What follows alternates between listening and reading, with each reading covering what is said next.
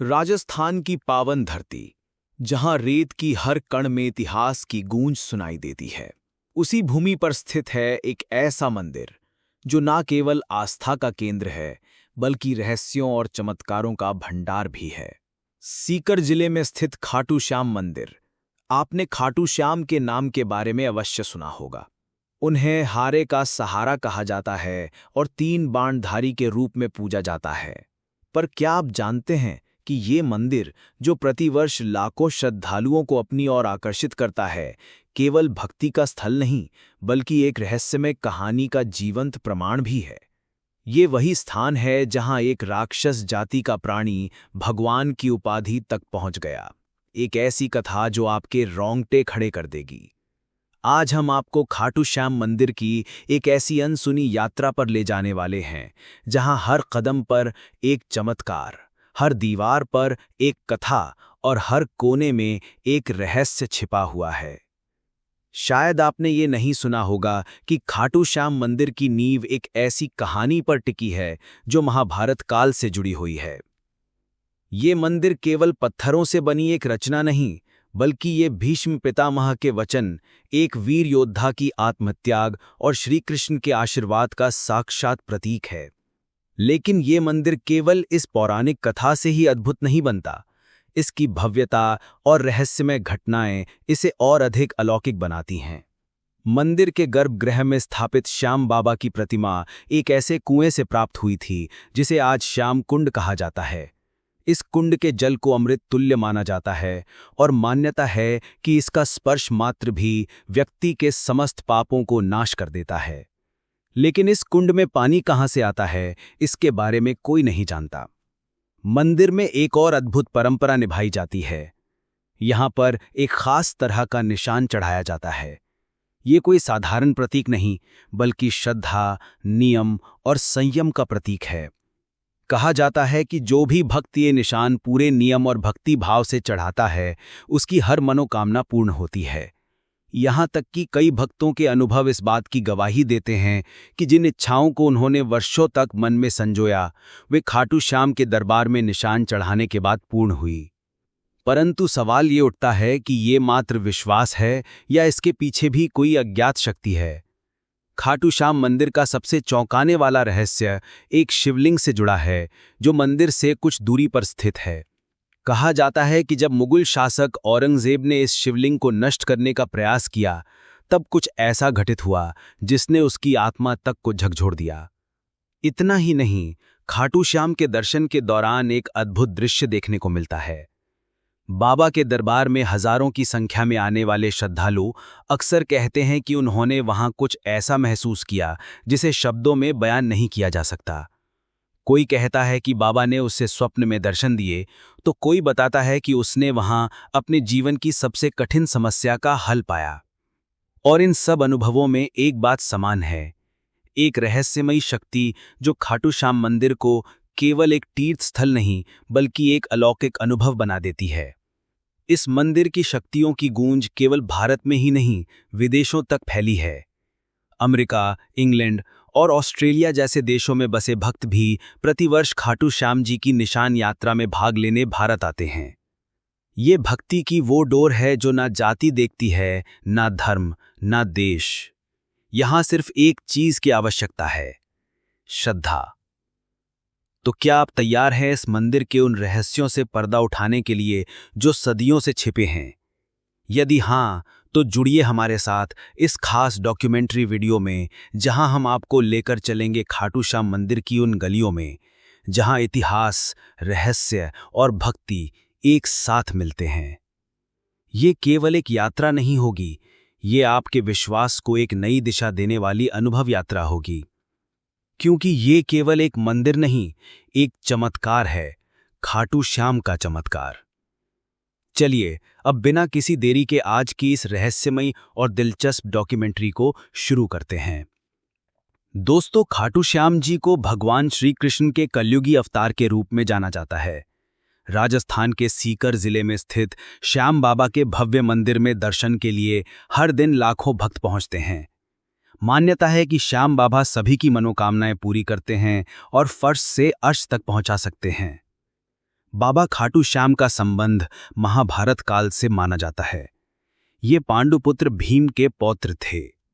पौराणिक कथा के अनुसार खाटू श्याम की अपार शक्ति और क्षमता से प्रभावित होकर श्री कृष्ण ने इन्हें कलयुग में अपने नाम से पूजे जाने का वरदान दिया था। लेकिन ये वरदान किस स्थिति में दिया गया है, इसके बारे में शायद ही आप जानते होंगे। हारे का सहारा खाटू श्याम हमारा, ये तो आपने अक्सर ही सुना होगा। लेकिन हारे का सहारा बनने के पीछे की कहानी से शायद ही आप परिचित होंगे। इन सभी सवालों के जवाब मिलेंगे आपको महाभारत की उस कथा में जो आपने नहीं सुनी होगी। तो आइए जानते हैं खाटू श्याम जी की इस पवित्र कथा के बारे में। दोस्तों, इस कथा की शुरुआत होती है एक भयानक षड्यंत्र से जो दुर्योधन ने पांचों पांडवों को मारने के लिए रचा था। जैसा कि आप सभी जानते हैं कि महाभारत में कौरवों और पांडवों का युद्ध दर्शाया गया है। दुर्योधन हमेशा से ही पांडवों को पसंद नहीं करता था, जिसकी वजह से उसके अंदर पांडवों के प्रति इतनी ज्यादा घृणा थी कि वह उन्हें किसी भी कीमत पर मारना ही चाहता था।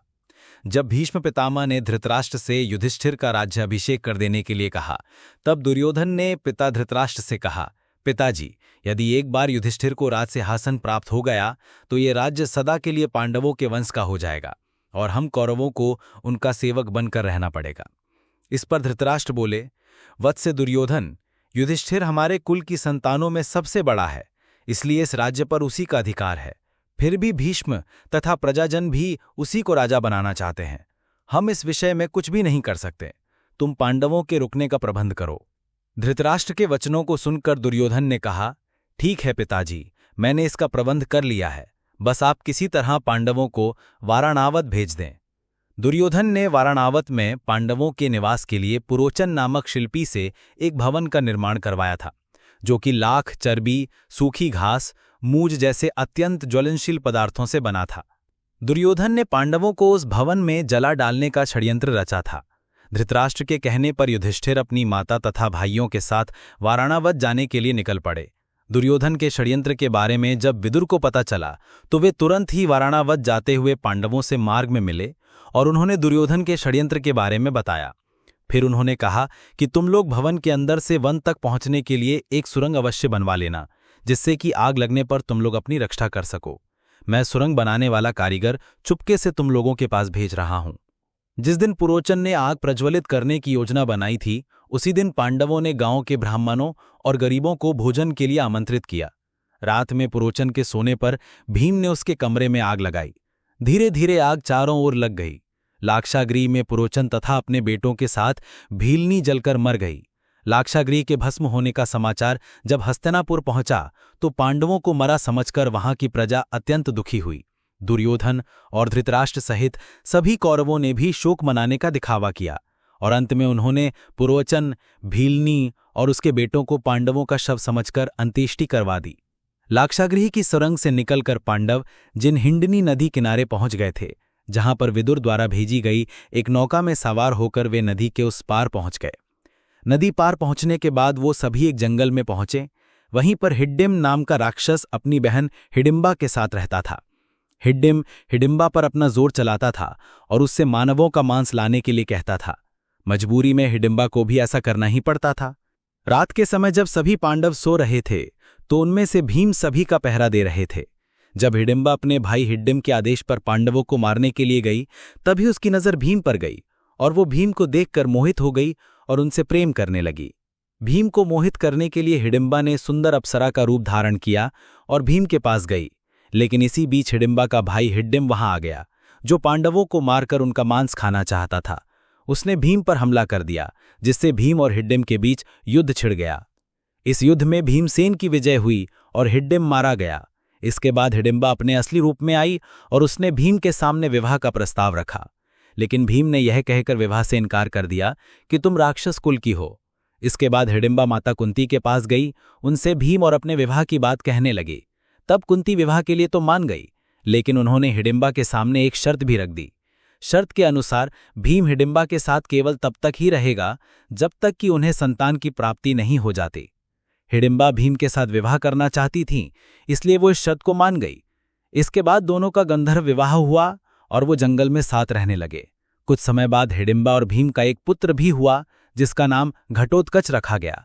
समय बीता और घटोत्कच का विवाह दैत्य राज मोरा की बेटी अहिलावती के साथ हुआ, जिन्हें मौरवी और कामकांतिका के नाम से भी जाना जाता है। घटोत्कच और अहिलावती के 2 पुत्र हुए। घटोत्कच के एक पुत्र का नाम बर्बरीक और दूसरे का नाम अंजन पर्वा रखा गया। बर्बरीक ने शस्त्र, शास्त्र और अन्य सभी ज्ञान अपनी मां अहिलावती का आशीर्वाद लेकर प्राप्त किए। उन्होंने ही बर्बरीक को भगवान शिव की तपस्या करने के लिए प्रेरित किया, जिसके बाद भगवान शिव ने बर्बरीक से प्रसन्न होकर उन्हें 3 अभेद्य बाण दिए, जो कि पूरी सेना का विनाश कर वापस तरकश में आ सकते हैं। समय बीता और जब कौरव और पांडवों के बीच युद्ध होना था, तब बर्बरीक ने युद्ध में भाग लेने का निर्णय लिया। अब वैसे तो देखा जाए बर्बरीक को पांडवों की तरफ से ही लड़ना था, लेकिन इसी बीच उनका एक वचन था जो उन्होंने अपनी मां से लिया था कि वे हमेशा हारे की तरफ से ही लड़ेंगे। उनका ये वचन ही आगे चलकर हारे का सहारा नाम की नींव बना। भगवान श्री कृष्ण युद्ध का परिणाम जानते थे और उन्हें डर था कि कहीं पांडवों के लिए उल्टा ना पड़ जाए, अतः उन्होंने ब्राह्मण का वेश धारण कर बर्बरीक का मार्ग रोककर उनसे पूछा कि आप कहाँ प्रस्थान कर रहे हैं। बर्बरीक ने अपना ध्येय बताया कि वे कुरुक्षेत्र जाकर अपना कर्तव्य निर्वाह करेंगे, और इस पर ब्राह्मण रूप में श्री कृष्ण ने उन्हें अपना कौशल दिखाने को कहा। बर्बरीक ने एक ही तीर से पेड़ के सभी पत्तों को भेद दिया, सिवाय एक पत्ते के जो श्री कृष्ण ने अपने पैरों के नीचे दबा दिया था। बर्बरीक ने ब्राह्मण रूपी श्री कृष्ण से प्रार्थना की कि वो अपना पैर पत्ते के ऊपर से हटाए, वरना आपका पैर घायल हो सकता है। श्री कृष्ण ने अपना पैर हटा लिया। वह बर्बरीक से एक वरदान मांगा। बर्बरीक ने कहा, हे यजमान, आप जो चाहे मांग सकते हैं, मैं वचन का पूर्ण पालन करूंगा। ब्राह्मण रूपी श्री कृष्ण ने शीश दान मांगा। ये सुनकर बर्बरीक तनिक भी विचलित नहीं हुए, परंतु उन्होंने श्री कृष्ण को अपने वास्तविक रूप में दर्शन देने की बात की, क्योंकि कोई भी साधारण व्यक्ति ये दान नहीं मांग सकता। तब श्री कृष्ण अपने वास्तविक रूप में प्रकट हुए। उन्होंने महाबली त्यागी तपस्वी वीर बर्बरीक का मस्तक रणचंडिका को भेंट करने के लिए मांगा, और साथ ही वरदान दिया कि कलयुग में तुम मेरे नाम से जाने जाओगे, मेरी ही शक्ति तुम में निहित होगी, देव तुम्हारे मस्तक की पूजा करेंगे। जब तक ये पृथ्वी, नक्षत्र, चंद्रमा तथा सूर्य रहेंगे, तब तक तुम लोगों के द्वारा मेरे शिष्याम रूप में पूजनीय रहोगे। मस्तक को अमृत से सींचा और अजर मर कर दिया। मस्तक ने संपूर्ण महाभारत का युद्ध देखा एवं युद्ध के निर्णायक भी रहे। युद्ध के बाद महाबली बर्बरीक कृष्ण से आशीर्वाद लेकर अंतर्धान हो गए। तो दोस्तों, ये था बर्बरीक से 3 बाणधारी, हारे का सहारा और खाटू श्याम तक का बनने का सफर। लेकिन ये सफर अभी अपने सही अंजाम पर नहीं पहुंचा था, क्योंकि जो आज हम खाटू श्याम मंदिर देखते हैं, उसके बनने की कहानी उतनी सरल नहीं है। खाटू श्याम मंदिर के निर्माण का इतिहास भी कम उलट पलट से जुड़ा नहीं रहा है। आइए अब जानते हैं खाटू श्याम मंदिर के निर्माण का संपूर्ण इतिहास। वीडियो में आगे बढ़ने से पहले आपसे एक निवेदन है कि यदि अभी तक आपको ये वीडियो पसंद आ रहा है तो इसे एक लाइक और कमेंट में जय श्री खाटू श्याम जरूर से लिखें। हमारे चैनल को सब्सक्राइब भी जरूर करें ताकि आपको इसी तरह से मंदिर की अच्छी जानकारी मिल सके। अब चलिए अपनी इस वीडियो की ओर आगे बढ़ते हैं। कहते हैं कि जब समय चुप होता है तब इतिहास बोलता है, और ऐसा ही एक इतिहास आज भी राजस्थान की धरती पर गहराई से दफन है, खाटू श्याम का इतिहास। ये कहानी है उस चमत्कारी स्थान की जहां कलयुग के वर्षों बीत जाने के बाद भी भगवान की उपस्थिति ने खुद को उजागर किया, न केवल एक घटना के रूप में बल्कि एक संकेत के तौर पर। राजस्थान के सीकर जिले में स्थित खाटू नामक गांव, जो कभी साधारण सा प्रतीत होता था, अचानक आस्था और रहस्य का केंद्र बन गया। ये उस समय की बात है जब इस स्थान की धार्मिक पहचान अब तक धुंधली थी, किंतु एक दिन जब एक गाय एक विशेष स्थान पर पहुंची तो कुछ ऐसा हुआ जिसने सबका ध्यान खींच लिया। गाय जैसे ही उस जगह पहुंची जहां बाद में रहस्य उजागर हुआ, उसके थनों से अपने आप दूध बहने लगा। ये दृश्य किसी चमत्कार से कम नहीं था। ग्रामीण स्तब्ध रह गए, और जैसे जैसे इस बात की चर्चा फैली, लोगों ने उस जगह को खोदने का निर्णय लिया। जब जमीन की परतें हटाई गईं, तो वहां से जो निकला वो एक साधारण वस्तु नहीं थी। वहां दबा हुआ था एक सिर, एक दिव्य मुखाकृति जिसने युगों से खुद को इस धरती के भीतर छुपा रखा था। इस रहस्यमय सिर को ग्रामीणों ने श्रद्धा से उठाया और एक ब्राह्मण को सौंप दिया। ब्राह्मण ने कई दिनों तक उसकी विधिवत पूजा की, ये जानने की प्रतीक्षा करते हुए कि अब आगे क्या करना है। लेकिन जिस उत्तर की उसे प्रतीक्षा थी वो एक दिव्य स्वप्न के रूप में खाटू के तत्कालीन राजा रूप सिंह चौहान को प्राप्त हुआ। स्वप्न में उन्हें आदेश मिला कि इस सिर के लिए एक मंदिर का निर्माण किया जाए जहां इसे विधिपूर्वक स्थापित किया जाए। राजा ने इस दिव्य आज्ञा का पालन किया और सन 1027 ईस्वी में फाल्गुन शुक्ल एकादशी के दिन उस पवित्र मूर्ति को स्थापित कर एक भव्य मंदिर का निर्माण करवाया गया। समय बीतता गया और वर्षों बाद 1720 ईस्वी में मारवाड़ के तत्कालीन शासक के निर्देश पर दीवान अभय सिंह नामक एक प्रतिष्ठित रईस ने इस प्राचीन मंदिर का जीर्णोद्धार करवाया। यहीं से खाटू श्याम मंदिर ने अपनी वर्तमान भव्यता प्राप्त की। जो मूर्ति गर्भगृह में विराजमान है वह अत्यंत दुर्लभ पत्थर से निर्मित है और आज भी उसी अलौकिकता के साथ पूजनीय है। खाटू श्याम आज न केवल राजस्थान बल्कि पूरे भारत में लाखों परिवारों के कुल देवता है। गुजरात के अहमदाबाद के पास लांभा गांव में स्थित खाटू श्याम का एक और मंदिर इस बात का प्रमाण है कि बाबा का आशीर्वाद हर दिशा में फैला है। यहाँ श्रद्धालु अपने नवजात शिशुओं को बाबा का आशीर्वाद दिलाने लाते हैं, क्योंकि यहाँ बाबा को बलियादेव के रूप में भी पूजा जाता है। मंदिर की वास्तुकला, उसकी हर ईंट, हर पत्थर में भक्ति की भाषा बोलती है। चूने के मुर्तार, सफेद संगमरमर और पारंपरिक टाइलों का सुंदर संगम इस संरचना को कलात्मक बनाता है। गर्भगृह के शटर चांदी की परतों से सजे हैं और मुख्य प्रार्थना कक्ष, जिसे जगमोहन कहा जाता है, वहां की दीवारें पौराणिक चित्रों से भरपूर है। हर चित्र एक कथा, हर रंग एक आस्था। मंदिर के मुख्य द्वार से प्रवेश करते ही सामने एक विशाल खुला प्रांगण दिखाई देता है, जहां श्रद्धालु बाबा के दर्शन के लिए पंक्तिबद्ध होते हैं। प्रांगण से कुछ दूरी पर स्थित है श्याम बगीची, एक सुंदर पुष्प वाटिका, जहां से केवल चुने हुए पुष्प ही देवता को अर्पित किए जाते हैं। इसी बगीचे में बाबा के एक महान भक्त आलू सिंह की समाधि भी स्थित है, जो आज भी श्रद्धालुओं के लिए प्रेरणा का स्रोत है। परंतु इस पवित्र स्थान का सबसे रहस्यमय स्थल है श्याम कुंड, एक पवित्र जलाशय जहां से कभी बाबा श्याम का शीश प्राप्त हुआ था। श्रद्धालुओं की मान्यता है कि इस कुंड में स्नान करने से सारे पाप धुल जाते हैं और व्यक्ति को जीवन में परम शांति प्राप्त होती है। लोग सच्चे मन से डुबकी लगाते हैं और बाबा से अपने जीवन के कष्टों से मुक्ति की प्रार्थना करते हैं। कहा जाता है कि इस कुंड में पानी सीधा पाताल लोक से आता है, और यह सच भी लगता है, क्योंकि देखने पर आपको इसके आसपास कोई ऐसा सोर्स नजर भी नहीं आता है। इस कुंड की यह बात इसे और भी ज्यादा शक्तिशाली और रहस्यमयी बना देती है। मुख्य मंदिर से दक्षिण पूर्व दिशा में स्थित है गोपीनाथ मंदिर और इसके समीप ही स्थित है गौरी शंकर मंदिर, एक और दिव्य स्थल जिसकी कहानी दिल दहला देने वाली है। कहा जाता है कि जब औरंगजेब की सेना इस मंदिर को नष्ट करने पहुंची तो उन्होंने शिवलिंग पर भालों से प्रहार किया, पर जैसे ही उनके भाले शिवलिंग से टकराए वहां से रक्त के फवारे फूट पड़े। ये दृश्य इतना भयावह और चमत्कारिक था कि सैनिक तुरंत डरकर वहां से भाग निकले, और आज भी उस शिवलिंग पर वो घाव, भाले का निशान स्पष्ट रूप से देखा जा सकता है, जैसे भगवान ने स्वयं अपनी रक्षा की हो। खाटू श्याम जी का ये पावन मंदिर राजस्थान की राजधानी जयपुर से लगभग 80 किलोमीटर दूर स्थित है, और यहाँ पहुँचने के लिए श्रद्धालुओं को रिंग्स के मार्ग से होकर जाने की सलाह दी जाती है। ये यात्रा केवल एक धार्मिक यात्रा नहीं, बल्कि एक आत्मिक अनुभव होती है, जहाँ आस्था, इतिहास और चमत्कार एक साथ चलते हैं।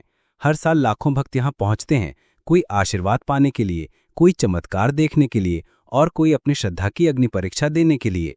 और जब आप इस पवित्र धाम की भूमि पर कदम रखते हैं तो ऐसा लगता है मानो समय ठहर गया हो और भगवान स्वयं इस धरती पर विराजमान हैं।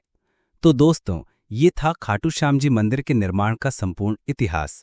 आइए अब आपको बताते हैं उस खास निशान के बारे में जो बड़े ही भक्तिभाव से श्री खाटू श्याम मंदिर में चढ़ाया जाता है।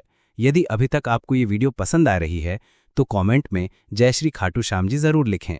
खाटू नगरी की रज में कुछ ऐसा सम्मोहन है कि एक बार जो यहाँ आ जाता है उसका हृदय यहीं अटक जाता है। और इस अद्भुत नगरी की सबसे पावन परंपराओं में से एक है बाबा श्याम के दरबार में निशान चढ़ाने की परंपरा। ये कोई साधारण रस्म नहीं, बल्कि श्रद्धा, समर्पण और विश्वास का प्रतीक है। जब भक्त बाबा श्याम के चरणों में अपनी मन्नत लेकर आते हैं तो सिर झुकाकर केवल प्रार्थना ही नहीं करते, बल्कि एक वादा भी करते हैं, हे लखदातार, हारे का सहारा, जब मेरी मुराद पूरी होगी तब मैं आपके दरबार में निशान लेकर पुनः लौटूंगा। लेकिन कई ऐसे श्रद्धालु भी होते हैं जिनका विश्वास इतना अडिग होता है कि वे अपनी मन्नत पूरी होने से पहले ही बाबा को निशान समर्पित कर देते हैं। उनके लिए ये यात्रा भरोसे की यात्रा होती है, जहां वे पहले बाबा पर विश्वास करते हैं और फिर फल की प्रतीक्षा करते हैं। ये परंपरा केवल आज की नहीं, सदियों पुरानी है। खाटू श्याम जी को चढ़ाया जाने वाला ये निशान, जिसे ध्वज भी कहा जाता है, एक अत्यंत पवित्र और भावनात्मक प्रतीक है, जो बाबा के बलिदान और विजय का प्रतिनिधित्व करता है। सनातन धर्म में ध्वज को सदैव विजय का प्रतीक माना गया है, और खाटू श्याम का ये ध्वज केवल कपड़े का एक टुकड़ा नहीं, बल्कि उनकी अमरता, उनके त्याग और उनके अपार प्रेम का प्रतीक है। ये हमें उस दिव्य क्षण की याद दिलाता है जब भगवान श्री कृष्ण के आदेश पर युद्ध की विजय के लिए श्याम बाबा ने, पूर्व में जिन्हें बर्बरी कहा जाता था, ने अपना शीश दान कर दिया था। उन्होंने अपना बलिदान धर्म की रक्षा और अधर्म के विनाश के लिए दिया, और युद्ध का श्रेय भी स्वयं नहीं लिया, बल्कि श्री कृष्ण को समर्पित कर दिया। इसलिए जब भक्त खाटू श्याम को ध्वज अर्पित करते हैं, तो यह केवल मन्नत की पूर्ति का आभार नहीं होता, बल्कि उस दिव्य बलिदान की स्मृति भी होती है। निशान के रंग केसरिया, नारंगी और लाल त्याग, शक्ति और भक्ति का प्रतिनिधित्व करते हैं। इन निशानों पर अक्सर श्री कृष्ण और श्याम बाबा की छवियां अंकित होती हैं, साथ ही पवित्र मंत्र भी, जो भक्तों को आंतरिक शांति का अनुभव कराते हैं। कई निशानों पर मोर पंख और नारियल भी सजाए जाते हैं, जो पवित्रता और सौभाग्य का प्रतीक माने जाते हैं। ऐसा माना जाता है कि सच्चे मन से चढ़ाया गया निशान बाबा को अर्पित की गई एक आत्मा की पुकार होती है, जिसे वे कभी अनसुना नहीं करते। कहते हैं कि इस निशान के साथ जब भक्त खाटू श्याम की नगरी में प्रवेश करते हैं, तो हर कष्ट दूर हो जाता है, हर दुआ स्वीकार हो जाती है, और जीवन में सब ओर मंगल ही मंगल छा जाता है। इस ध्वज को चढ़ाने से पहले विशेष पूजा अर्चना की जाती है। भक्त कई दिनों तक उपवास रखते हैं, नियमों का पालन करते हैं, और फिर उस निशान को अपने हाथों में लेकर पद यात्रा प्रारंभ करते हैं। इस यात्रा को निशान यात्रा कहा जाता है, और ये एक भक्ति की पराकाष्ठा होती है। जब भक्त नंगे पांव हाथों में ध्वज लिए रिंग से खाटू धाम तक की 18 किलोमीटर लंबी यात्रा करते हैं, तो हर कदम उनके श्रद्धा के ताप से तपता है।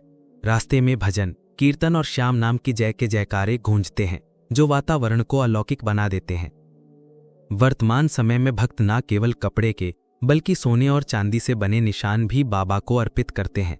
लेकिन सच्ची भक्ति का मूल्य धातु में नहीं, भाव में होता है। चाहे वह ध्वज साधारण हो या बहुमूल्य, अगर उसमें श्रद्धा है तो बाबा उसे सहज ही स्वीकार करते हैं। निशान यात्रा विशेष रूप से फाल्गुन मास में आयोजित होने वाले लाखों भक्तों के भीड़ वाले लक्की मेले में चरम पर होती है। इस समय खाटू नगरी भक्तों से खचाखच भरी होती है। हर दिशा से आते हुए निशान, हर स्वर में गूंजता हुआ श्याम नाम, और हर हृदय में एक ही विश्वास, बाबा सबकी सुनते हैं, बाबा सबका सहारा है। ये परंपरा केवल एक धार्मिक रस्म नहीं, बल्कि श्रद्धा की जीवित परिभाषा है। निशान चढ़ाने वाले हर भक्त की आंखों में आभार होता है, और उनके कदमों में समर्पण। जब वे बाबा की मूर्ति के सामने खड़े होकर वो ध्वज अर्पित करते हैं, तो वो क्षण ऐसा होता है मानो आत्मा ने ईश्वर से साक्षात्कार कर लिया हो।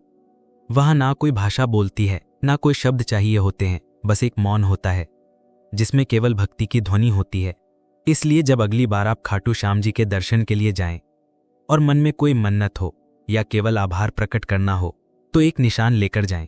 वो ध्वज आपके विश्वास का संदेश बनकर बाबा के चरणों तक पहुंचेगा, और जैसे हजारों वर्षों से होता आया है, वैसे ही वह आज भी आपकी पुकार को सुने बिना नहीं रहेंगे। तो दोस्तों, ये था खाटू श्याम मंदिर का संपूर्ण इतिहास और रहस्य।